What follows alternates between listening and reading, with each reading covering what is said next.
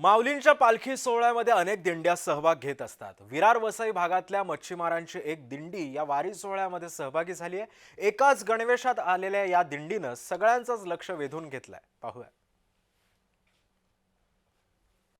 जय हरी विठ्ठल। मी आता माऊलींच्या पालखी सोहळ्यामध्ये आहे आणि आपल्याला सगळ्यांना माहिती आहे की माऊलींचा पालखी सोहळा आज तरडगावच्या मुक्कामी आहे। आणि आता या सगळ्या सोहळ्यामध्ये अनेक वारकरी जे महाराष्ट्रातून आलेले आहेत ते सहभागी होत आहेत। आता तुम्ही माझ्या मागे बघताय विरारवरून आलेला ही एक दिंडी आहे पालखी सोहळ्यामध्ये सहभागी होण्याकरता। तर त्यांचे किरण मेहर माझ्याबरोबर आहेत। मी त्यांच्याकडून जाणून घेण्याचा प्रयत्न करतोय। किरणजी नमस्कार, जय हरी विठ्ठल। तुमच्या दिंडीबद्दल सांगा, तुम्ही कुठून आलात आणि कुठून कुठे तुम्ही जात असता? आम्ही आलो विरार चिखलडोंगरी पूर्वेवरून। आमची 600मध्ये दिंडी आहे। आम्ही सेट आळंदीवरून दर मजल करता करता पंढरपूरहून पोहोचणार आहे।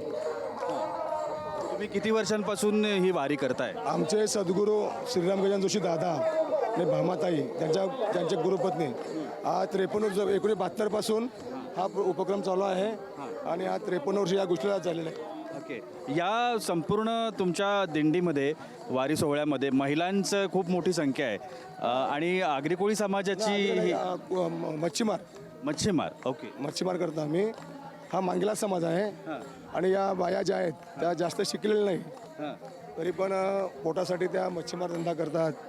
मासली आणून विकतात, काही भाजी विकतात। असं करून पै जमा करून असं ते वारीला येण्याचा प्रयत्न करतात। पण ही जी कल्पना आहे की आपण पण वारीत सहभागी व्हायला पाहिजे, माऊलींच्या सेवेत जायला पाहिजे, ही कल्पना कधी सुचली आणि कशी सुरुवात केली? ही कल्पना म्हणजे आमचे सद्गुरू श्रीराम गजानन जोशी दादा मुरबाडचे हे 1969 साली आमच्या गावात आले आणि त्यावेळेला आम्ही सगळे अशिक्षित होतो, अडाणी होतो, दारूच्या नशेत होतो, काही कोणाला कळत नव्हतं। पण ते स्वतः जातीने ब्राह्मण, वेदाचारी ब्राह्मण, त्याने आम्हाला कल्पना दिली आणि हिंदू धर्माची पताका कशी रुजली पाहिजे आणि वारी म्हणजे काय याचं महत्त्व आम्हाला पटवून दिलं। आणि ते स्वतः आमच्या गावातले 5 जण घेऊन 1970 साली सुरुवातीला त्यांनी दाखवला रस्ता आणि नंतर मग हळूहळू 50चे 100, 100चे 500, 700 असे करता करता ही एवढी संख्या वाढली आहे। ही त्यांचीच कृपा आहे। अगदीच, आणि आपण पाहतोय की किती मोठ्या संख्येनं ही सगळी मंडळी सहभागी झाली आहेत। धन्यवाद किरणजी, तुम्ही सहभागी झालात आणि आम्हाला प्रतिक्रिया दिलीत त्याकरता। जय हरी विठ्ठल। तर आपण या दिंडी सोहळ्यामध्ये आहोत आणि आपण पाहताय मोठ्या प्रमाणामध्ये पाठीमागे सगळे यांचे जे दिंडीतले सहभागी झालेले सगळे वारकरी आहेत हे आपण सगळेजण पाहू शकतोय।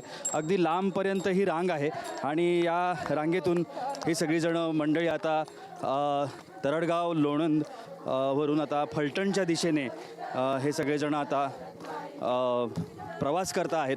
आजचा जो मुक्काम आहे हा तरडगावला आहे आणि पालखी जी आहे ती लोणंदमध्ये आहे आणि लोणंदमधून आता ती तरडगावच्या दिशेने सरकेल।